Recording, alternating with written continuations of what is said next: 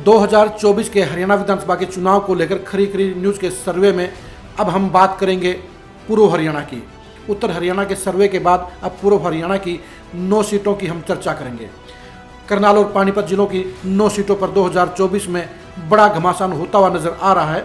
2019 के चुनाव में मुख्यमंत्री मनोहर लाल खट्टर की करनाल सीट के अलावा बीजेपी ने 4 सीटें और जीती थी और नंबर 1 पर रही थी। कांग्रेस 3 सीटों के साथ नंबर 2 पर रही थी और नीलोखड़ी सीट पर निर्दलीय प्रत्याशी जीते थे। हम चर्चा करते हैं कि 2019 में कौन सी पार्टी कहां पर जीती थी। 2019 में बीजेपी करनाल, इंद्री, घरोंडा, पानीपत सिटी और पानीपत रूरल पर जीती थी। कांग्रेस को असंध, इसराना और समालखा में जीत हासिल हुई थी। निर्दलीय प्रत्याशी धर्मपाल गोंदर नीलोखड़ी से चुनाव जीते थे। 2024 के चुनाव में पूर्वी हरियाणा में जबरदस्त कांटे की टक्कर नजर आ रही है। बीजेपी और कांग्रेस दोनों एक दूसरे को पछाड़ने के लिए बड़ी ताकत लगाती हुई नजर आएंगी।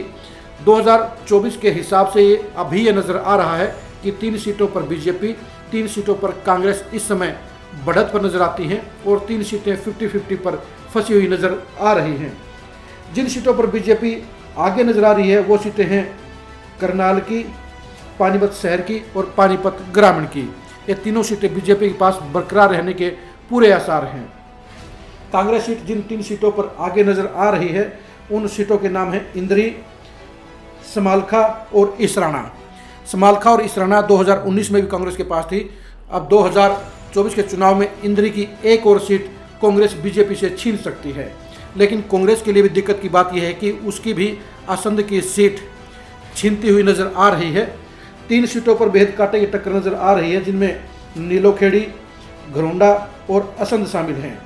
कांग्रेस को बीजेपी को पछाड़ने के लिए जहां 3 में से 2 सीटें जीतनी पड़ेंगी, वहीं बीजेपी को भी अपना वर्चस्व और दबदबा बरकरार रखने के लिए 3 में से 2 सीटें बरकरार रखनी पड़ेंगी। जेजेपी ने पिछली बार के चुनाव में पानीपत ग्रामीण में ज़बरदस्त परफॉर्मेंस की थी और वहां पर उसके प्रत्याशी दूसरे नंबर पर रहे थे। अब देखने की बात यह है कि 2024 में जेजेपी कितनी सीटों पर नंबर 1 की लड़ाई में अपने आप को ला पाएगी। दुष्यंत चौटाला को समालखा, पानीपत ग्रामीण, इसराना और नीलोखेड़ी पर ज़्यादा फायदा मिल सकता है। 2024 के चुनाव में पूर्व हरियाणा के चुनाव सरकार तय करने का काम करेंगे, क्योंकि सीएम मनोहर लाल खट्टर का करनाल जिला इसमें शामिल होने के चलते पूर्व हरियाणा पर सबकी निगाह रहेगी और इस बेल्ट के कारण ही 2014 और 2019 में बीजेपी की सरकार बनने का काम पूरा हुआ था। 2024 में भी अगर बीजेपी अपनी सत्ता को बरकरार रखना चाहती है तो उसे पूर्व हरियाणा की 9 सीटों में से कम 6 सीटें जीतनी होंगी, तभी वह इस पूर्व हरियाणा से लीड लेकर बाकी हरियाणा की तरफ उम्मीदों से देख पाएगी।